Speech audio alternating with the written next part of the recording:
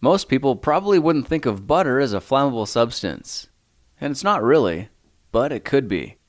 In this project, we're making emergency candles that will burn for hours from a piece of toilet paper and a stick of butter.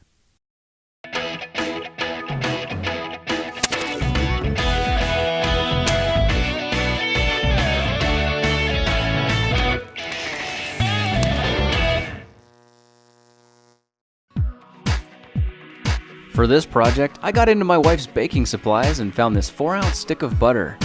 The butter can be placed on top of a few squares of toilet paper, and now it's ready to cut in half. You can use a sharp knife to cut cleanly through the paper, and holding it with the folds at the top will help prevent the paper from binding and ripping as you push down through the block. Alright, we've got our 2 halves, now let's make the wick. Take 1 square of toilet paper and some scissors, and cut it into quarters so you end up with a little square like this. Now this can be folded down diagonally and twisted tightly to give it support. I folded this one at the bottom for 2 reasons, height and convenience. When it gets placed into the butter, there will only be a 1/4 inch of the wick sticking up at the top, and that's about all we want. Using something like a toothpick or a skewer, poke a hole in the center of the butter all the way to the bottom. Now set your wick over the hole and use the skewer to push it down into place. A little twist should release it, and it looks like it's set.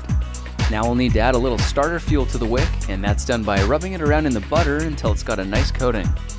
At this point, your candle is ready to go. When you strike your match, hold it near the base of the wick so that it helps heat the butter. If your butter was frozen like mine, it might take a few seconds before the flame is fully self-sustaining. But there it is, a dairy-powered candle.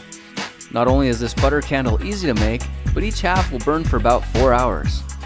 As the butter gets melted, the liquid is wicked and released as a vapor into the flame, and it's the vapor that you see burning.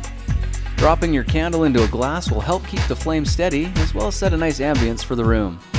It doesn't get much simpler than this, but if you decide you need a firmer wick, try straightening a paper clip and wrapping your wicking paper around that for support.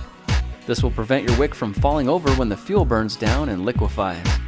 Well, there's how to make a simple emergency candle using some toilet paper and a bit of butter. If you like this project, perhaps you'll like some of my others. Check them out at thekingofrandom.com.